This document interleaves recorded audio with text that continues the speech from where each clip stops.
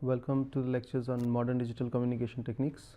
So, till now we have covered some of the very important and essential components which will help us go through this particular subject. So, we will briefly summarize some of the important things so that it is refreshed in our mind, and we will be using them starting from almost this particular lecture. So, if we recall, one of the early things that we discussed, it is basically the concept of layering and interfaces. So, here I would just like to remind you at this point that when we talk of layering and interfaces, we are basically saying that you separate the functions in some logical form in such a way that these operations here do not depend on this on the following section or the one before, save the inputs and save the interfaces, and there are peers at the receiver. So, if this is the transmitter and this is the receiver, at the peers again a similar interface should be used to feed into the reverse procedure, and it would generate an output which is similar in form as the input in this one. And in this particular way, we also said that one could see that as if this whole thing is a channel and you are sending signals into the channel, you are getting signals out of the channel, or you could see that this is a source and this is a destination. You could also see it in that manner. So, these are some of the important things that we did, and following this we did look at source coding. Now, why am I trying to tell you about all of these? Because it is important, we are moving to a different phase of things. We have been doing some particular topics, but now it is important that we do some different ones. So, it is important that we find out where does each one fit in.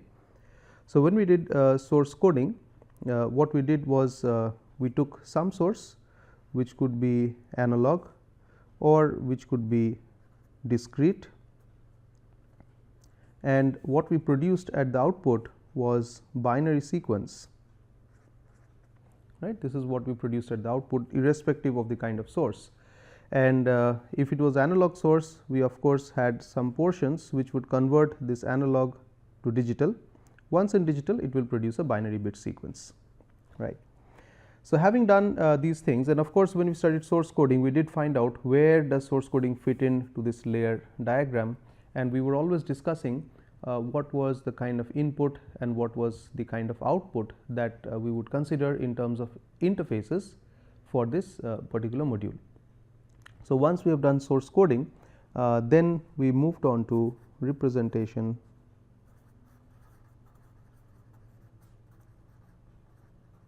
of band pass signals, and then we did representation of band pass systems.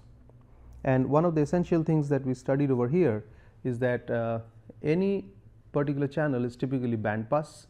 So, therefore, the signals that go into the channel are also band pass. But however, what we did is we found the representation of the equivalent low pass form through several steps, and of course, one of the important things that helped us was the Fourier relationships.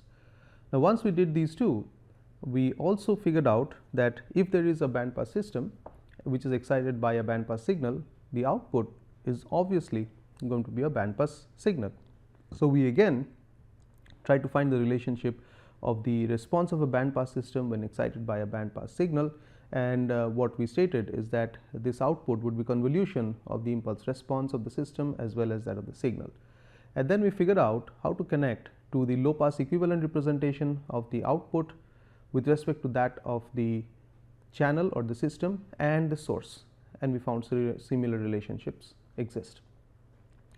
Finally, we also did the characteristics, we did study the characteristics of narrow band stochastic process, and then we related these outcomes where we studied actually the correlation properties and the power spectral densities, and we related this to white noise. So, we have essentially done some of the important parts of the communication of a digital communication system, where given any source let's say analog source, we finally have binary sequence. And then once we have the binary sequence, we need to now send this binary sequence across to through the channel into the receiver. And before we do that, we must use some notations which we have described and certain relationships. And now is the time that we look into the details of this particular system, so that we can use whatever we have developed before in subsequent establishment of the communication systems, as well as analyze the performance in later courses.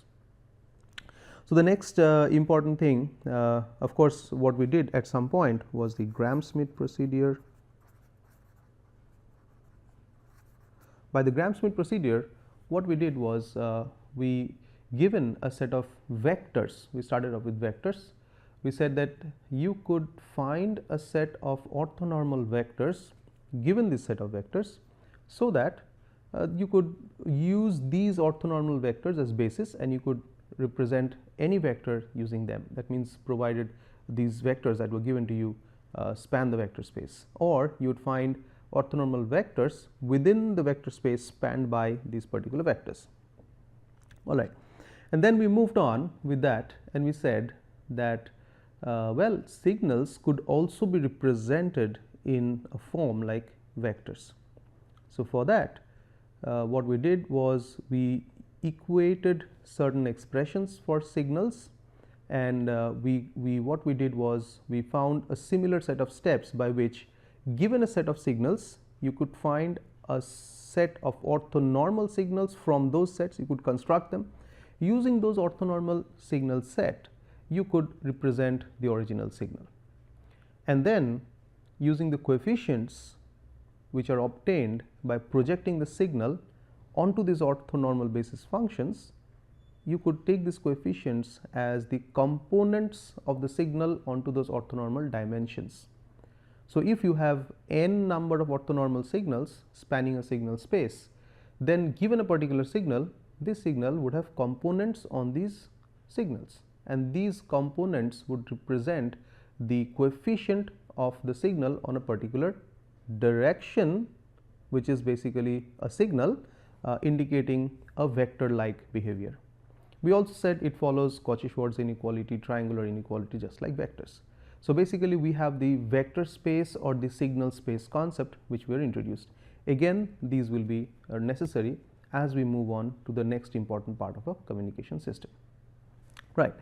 So, then since we have studied all these things, the next important thing that we come to meet is what we typically wait for in a communication system is the modulator. So, when we talk about the modulator, it is basically what communication system is generally all about. So, when we talk about analog communication, we talk about an amplitude modulation, you talk about phase modulation, you talk about frequency modulation. And when you talk about digital communication, you generally talk about, let's say, amplitude shift keying, phase shift keying, and frequency shift keying, and so on and so forth. So, essentially you are talking about modulation when you think of communications. Generally, that's the perspective. So, this is one of the vital things of a communication system, and our objective would be, how do you represent a modulated signal, and what is it all about is to what to look at. So, if we talk about the modulator, all that we can say about a modulator is that it's an interface, right. So, we have been talking about layering and interfacing. It's an interface that maps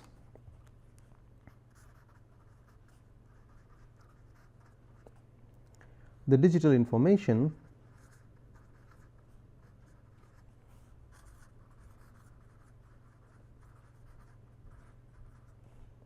into analog waveforms that match the characteristics of the channel.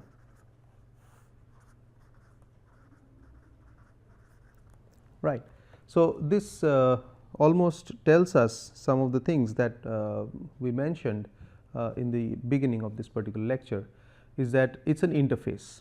So, why do we say so? Because anyway we have talked about layering and interfaces.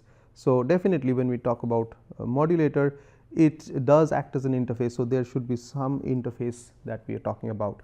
So, it is an interface that maps the digital information to the analog waveforms that match the characteristics of the channel. So, it is very close to the channel now, right. So, previously you had seen some block diagrammatic picture where we have let us say the source, right. Let us say there is an analog to digital converter, let us say there is a quantizer, let us say there is an encoder. So, now at the output of the encoder you have, let us say, some binary sequence, and then comes your modulator, right. So, there sits the modulator. It will map the sequence of zeros and ones into certain waveforms. So, what we have is that into analog waveforms, right. So, that might raise a question that are we studying digital communications or are we studying analog communications.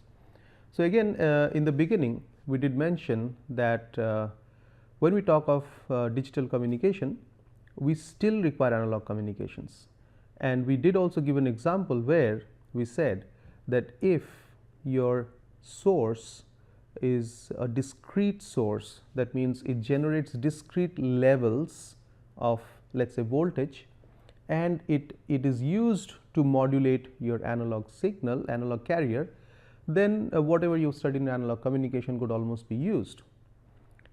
And we did also say that there is a notion of discrete time, right. However, the rest of the thing is still analog communications of what you have studied before. So, it indeed uses analog waveforms, but there are certain subtle differences which we will highlight today. And there is another very important statement which said it matches the characteristics of the channel. So, before we move further, we would like to spend a little more time on this, trying to see that why is it like this.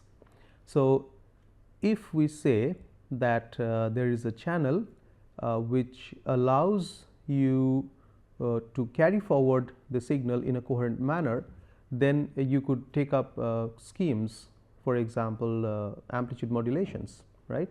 Whereas if it says that it will not restore the phase as it goes through, then you could think of intensity modulations, right. And there could be channels which could say that in some frequencies the amplitude would be attenuated, whereas in some frequencies the amplitude would be amplified. So, then you can think of modulations which would be almost resilient to amplitude fluctuations, for example, let us say phase modulation or frequency modulation and things like that. So, what it essentially means is that these waveforms that you choose, they are based on the channel characteristics.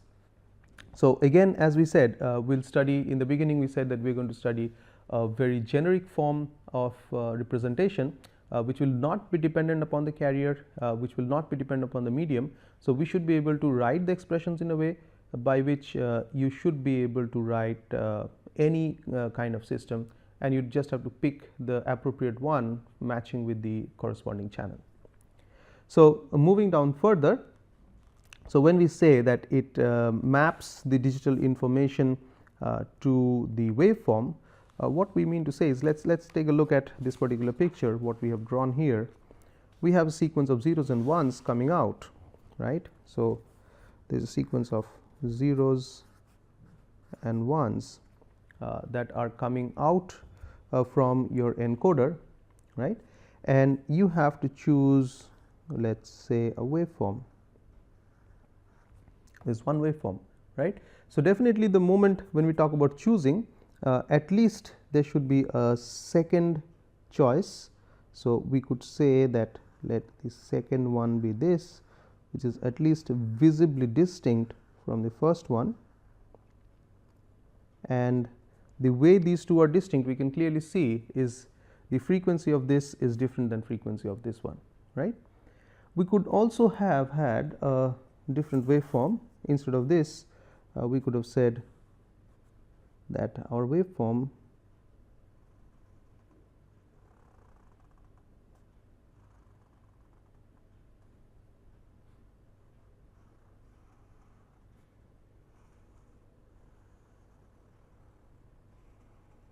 is like this. So, in this case, this is having a different amplitude, right. So, at least we could have 1 and 2 as options, or we could have 1 and 2 as options. So, as said that the modulator should map this sequence to a waveform, right, and generally what we would we would say that the modulation process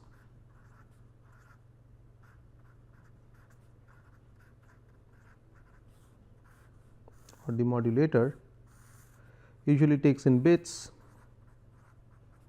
and it sends the signal out into the channel, right. And then we could typically break down this in case of digital communications in two parts, where the first part you could call it as the symbol mapper, which will be clear very soon, and then you could have the second part which follows in sequence as the up conversion, right. So, this follows in sequence and then it goes into the air, right. So, our job is to map this sequence to this waveform. Now, at this point things might be a bit confusing or it might be a bit clear, I do not know, with respect to analog communications. So, in case of analog communications, what you do is you have the source signal and then you impinge this signal directly onto the carrier. So, what I mean by directly is if you are doing amplitude modulation, you would add some offset and then you would multiply this added offset to the carrier. That means you are changing the amplitude of the carrier corresponding to the source signal. If you are doing phase modulation, you are modulating the phase in proportion to the fluctuation of the signal amplitude of the source. If you are doing frequency modulation, you are again modulating the, or you are changing the frequency of the carrier in proportion to the original source signal, right. So, here also here the things are a little bit different. So, if you look at what we do in this particular case is we are talking about choice, right. This is one of the important things that we do talk about in digital communications, whereas in analog communications there is a continuum set of values. What I mean by this is you are not choosing between two amplitudes or you are not choosing between two different frequencies. You are continuously moving in the frequency range. If you are doing frequency modulation, you are continuously moving in the amplitude domain if you are doing amplitude modulation, right. For example, you may have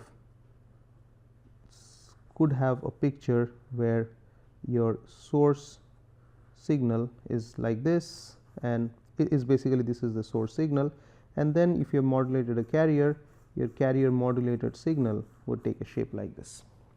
Now, clearly in this case, if I am doing amplitude modulation, if you have these two levels, then your signal may take a form which is, this picture is of course not drawn to scale, one waveform and then another waveform, right. All right. The next important thing which we may note is that these selections are corresponding to this information source, right. There is a correspondence between the selection, as we clearly discussed over here. Whatever is the information bearing signal, it will be used to choose. Now, if you are doing a particular communication over here, and let us say there was some original analog source, and if you would recall the sequence of steps that we follow, we have an AD sampler, right. The moment you have a sampler, you talk about a sampling frequency Fs, and if it is speech, right, the telephone quality speech, not the high definition speech that we usually encounter when we speak in front of each other or you are in a movie. So, if it is just telephone quality speech, we said that, well, a number around 8 kilohertz is okay, and we also discussed the concept of uniform sampling,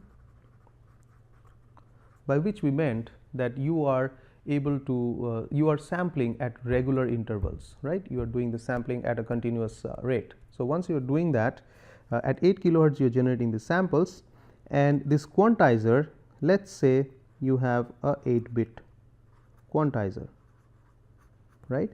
So, together if you would have at this point, you would get every instant you are getting 8 bits and you are getting 8 kilo samples per second.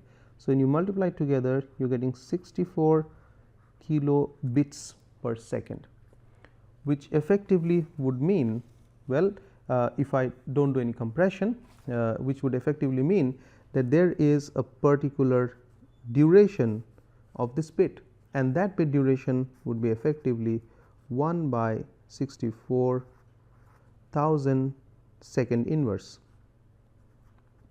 right, per second. Sorry, 1 by 64,000 second, because it is kilobits per second. So, second is on the numerator. So, so much is the duration of this bit, right. Next instant there is another bit. So, the moment this information bearing signal changes, there is a change over here. So, all what we are trying to mean is that there is a finite duration, a fixed duration that is also involved with the existence or the choice of a particular waveform. So, there are two distinct differences that we see. One is that we are talking about a choice by which we are selecting between possible analog waveforms, and the second, these waveforms are chosen for a particular duration of time in correspondence with the rate at which bits come in, which is distinctly different from the continuum set of amplitudes or the continuum set of values, be it in time or be in amplitude or frequency or phase, that you get to choose. And also there is continuity in the time that you see, whereas there is discreteness here in both case of selected values as well as the duration over which this choice remains.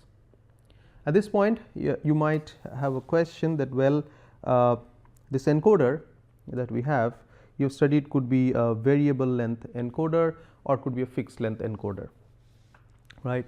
That is true, it could produce a variable length encoder or a fixed length encoder. So, if it is a fixed length encoder, in that case you are generating bits at a fixed interval. If it is a variable length encoder, you might argue that, well, I generate bits for a certain duration, I do not generate bits for a certain duration, or my bit duration in certain cases could be longer or shorter compared to other durations. Well, when you are thinking of communication systems, a communication system as a whole would generally involve use of buffers. So, when you have buffers, you would generally stack up bits for a certain duration, which would be sufficient for a packet, and then you would send it across. So, you are not sending bit by bit information into the channel.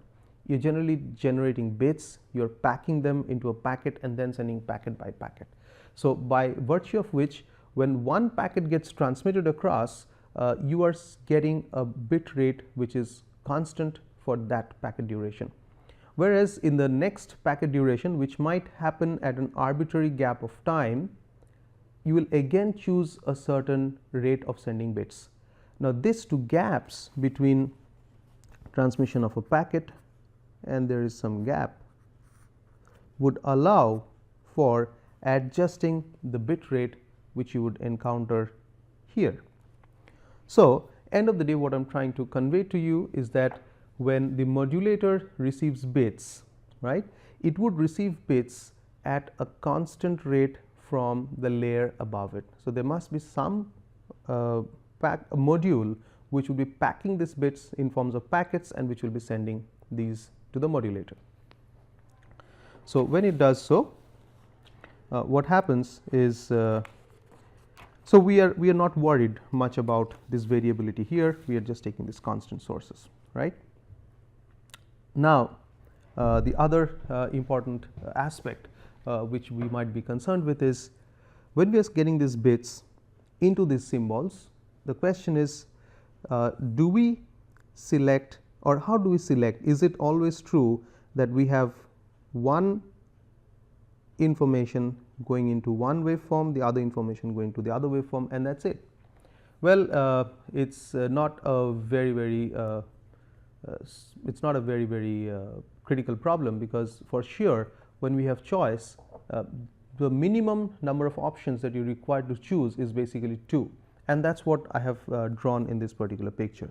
So, what is effectively done is, instead of 2, well, I will just use this. You can say that I have k bits with me.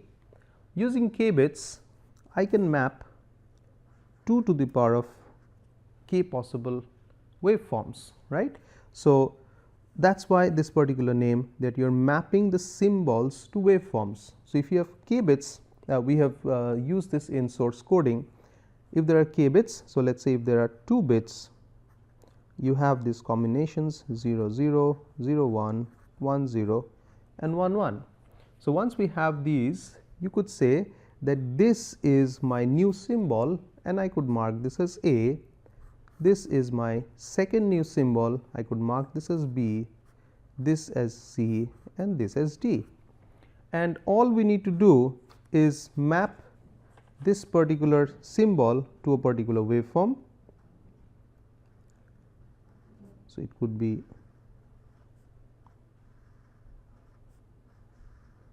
right. B could map to another waveform,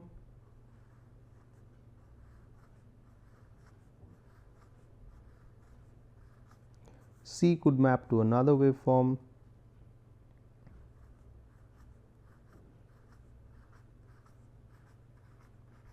and similarly D could map to another waveform. So, all I am trying to tell you at this point is that it is not necessary that we restrict to 2 waveforms, but you could have a multitude of possible options at the transmitter, and the job of the modulator in case of digital communications would be to get a group of input bits, group them together, form a symbol, map that particular symbol or group of bits to a particular waveform, which would be matching to the channel. Now, we should be sure at this point to remember that this mapping should also be unambiguous in a similar way that we defined source coding. So, this is a form of coding in some manner, you can say. Now, why do we call it should be unambiguous? Because for clear reasons, if at all A and C would map to the same waveform, at the receiver, what would we get? It will be confused that whether the symbol A, that is 0 0, was sent, or whether the symbol C, which is 1 0, was sent. So, what we mean to say is that we should have different waveforms mapping to different symbols. So, that is why if you have k bits, so you will have 2 to the power of k unique combinations or different combinations. Each of these combinations should map to one particular waveforms. In other words, we should have 2 to the power of k distinct waveforms which are in no way similar to each other. There should be some distinctive feature which you will be exploiting in the demodulation process at the receiver, by which you will be reversing from the waveform back to the symbols or the bit sequence through the process of demodulation. We conclude this particular discussion here. We continue with this particular topic in the next lecture. Thank you.